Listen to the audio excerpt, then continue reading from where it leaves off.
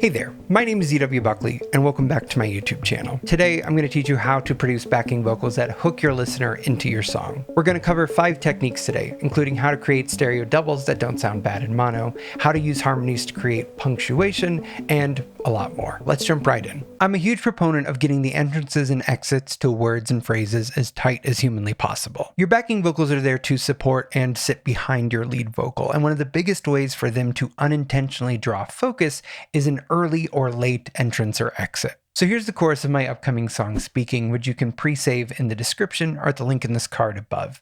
And I'm still getting the vocals finalized, and so the backing vocals in the chorus aren't locked in. And it's a great example to show you what I'm talking about here. Let's listen. I can't stop speaking your name, soft like a forbidden phrase, mouthful of fire and dismay, echoes are all that return to me. So they sound pretty good in context, but if I solo them just on their own, we're going to hear all the discrepancies in these double tracks. I can't stop speaking your name, soft like a forbidden phrase. They're not tight, and that pulls away from the experience, and we want to hook our listener in. So let's focus on fixing just this first stereo double track here. So instead of soloing the group, I'm going to solo my lead vocal and I'm going to solo the stereo vocal.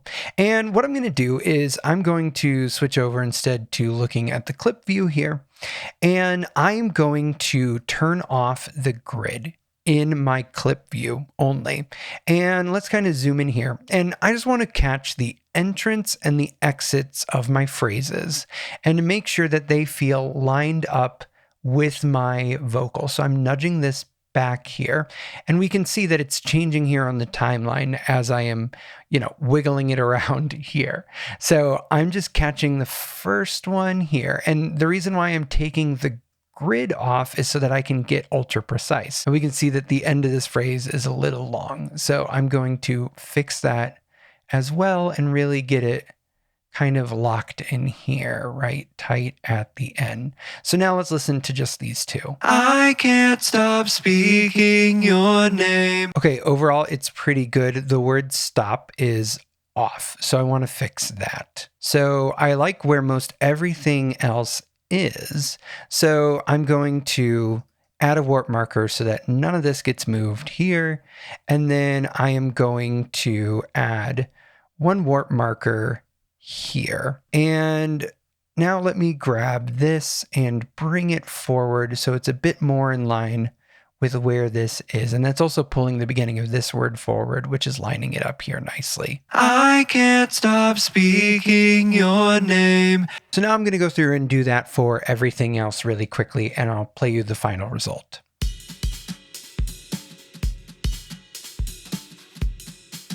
So I went through and I have all of the vocals lined up, and I cut out all of the breaths as well. And so now this 4 stack of vocals that is happening here in the chorus is locked in sync with one another. Let's give that a listen. I can't stop speaking your name, soft like a forbidden phrase, mouthful of fire and dismay, echoes are all that return to me. I can't stop speaking your name, soft like a forbidden phrase, mouthful of fire and dismay, echoes are all that return to me. It's literally so much better. It's subtle, but it's so much better. I will go through and repeat this process for all of my backing vocals before moving on to any other step. It's important that we have them clean and that we have them tight before we get into some of the more fun stuff like processing and arranging them. But once that's done, we can talk about some different steps to approaching backing vocals. One of the most common types of backing vocals is doubling your melody. But when you double track a vocal multiple times, depending on how tight the performance is or isn't, you can end up with some phase cancellation issues. So let's talk about some ways to mitigate it. So sticking with this chorus, we can see that I have this lead melody triple tracked here pretty much. Now let's say that I want to make these vocals wide. I could hard pan them, which I've done with the 2 doubles. Let's solo the vocals and listen to that. I can't stop speaking your name. It sounds good, but let's say that I fold the whole production down to mono, which I'll hit my Q key to do so because I've mapped it as such. Now let's listen to it. I can't stop speaking your name. Now we'll hear a little bit of phase cancellation occurring. Not much, but there's a little. If you're unfamiliar with phase cancellation, an easy way to think about it is when you have similar sounds coming through each speaker, there are certain frequencies that are going to end up being mirror opposites of one another, much in the same way that the number +1 and -1 are opposites of one another. And when you combine those two together, those mirror frequencies are going to cancel each other out, just in the same way that +1 and -1 combined is 0. And this makes the lead vocal thinner without those frequencies present. So here's one way that I like to fix it. Instead of using two hard panned vocals to create stereo width, I'm instead first going to take this first one labeled mono double, and I'm going to bring it directly down the middle. And at the end of the signal chain, I have an instance of utility, and I'm going to completely flip the polarity on this one. This can often help reduce or eliminate those phase cancellation issues when you are double tracking. But that doesn't give us our stereo width. So on this other track that I have labeled stereo double, I'm going to also bring it back to center. And on the utility at the very end of this chain, I am just going to flip the polarity on one single channel. Now if I play it, it's going to sound ultra wide. And that's because it's only on the sides. There is no commonality between the two speakers for this vocal. And as a result, we don't hear anything in the phantom center. And if I were to just fold my production down to mono again by hitting the Q key and hit play, it pretty much disappears with the exception of the little bit going into the reverb bus, because this dry signal from the main track here, the left and the right are canceling each other out because they're totally mirror opposite. And so if I play the entire vocal stack together again as mono, we're going to hear that it sounds really nice. I can't stop speaking your name. And if I unfold it back to stereo, it sounds ultra wide.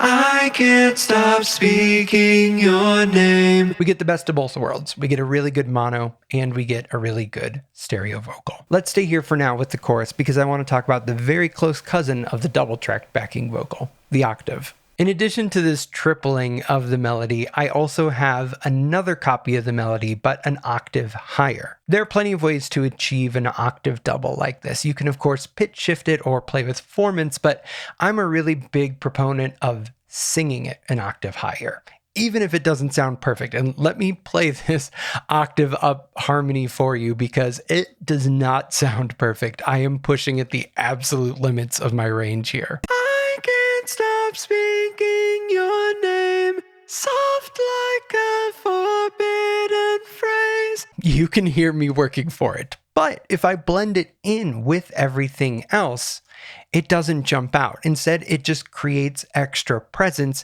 for that main vocal because really an octave higher is just the second harmonic of what is being sung an octave lower. And so it just strengthens our perception of the melody overall. I can't stop speaking your name, soft like a forbidden phrase, mouthful of fire and dismay, echoes are all that return to me. And you could hear it when I A-beat it in there. It wasn't necessarily that it sounded like I took out an extra vocal, but instead it just sounded like the vocal became less present. So whether you pitch shift it or whether you sing it an octave higher, I would really encourage you to double your melody at select points an octave higher because it really adds presence without filling up a ton of the frequency spectrum with harmonized vocals that might create masking with your instruments. So far, we've covered backing vocals that are layered 100% of the time with the melody and largely are just doubling the melody. Let's switch it up and talk about using harmonized backing vocals as a way to punctuate certain lines and phrases. In the verse, there's certain moments where I want to bring greater emphasis to what I'm singing, and I'm using harmonized backing vocals as a way to do so. Let me play the second verse so you can hear what I'm talking about. My friends whisper that I've gone crazy, nothing real ever disappears, but mouth-watering truth that I'll need. Now let's just isolate the vocals, and you can hear that I'm focusing on the important words at the end of phrases. My friends whisper that I've gone crazy. Nothing real ever disappears. A mouth-watering truth that I'll near. I can feel you with me. This is a great way to sprinkle in harmonies without creating a massive wall of sound for your listener that doesn't end the entire length of the song. Speaking of which, a really helpful way to conceptualize arranging backing vocals is to think about them as the formatting on a text document. Here are the lyrics to the song. If I make every word bold, then effectively nothing is bold. Now, if I only make certain words bold or underlined or italicized, then the contrast is what creates the emphasis. This is the best way to approach arranging your backing vocals throughout the entire duration of your song. So let me play you through the second verse to the end of the first chorus, and what I want you to focus on is how the sound and the role of the backing vocals shifts throughout that whole time. First, you'll hear them just accenting certain words. Then you'll hear them swell up into a massive choir, and then you'll hear them take on the role of this monolithic doubling of the melody. My friends whisper that I've gone crazy. Nothing real ever disappears. A mouth-watering truth that I'll near. I can feel you with me. I so desperately want you, want me. I so desperately feel us entwined. I so desperately hear your voice out over the ruins. Are you there this time? I can't stop speaking your name. Soft like a forbidden phrase.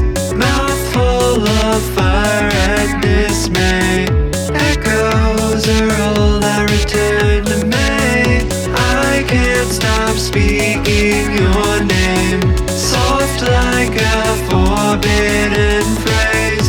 Mouthful of fire and dismay.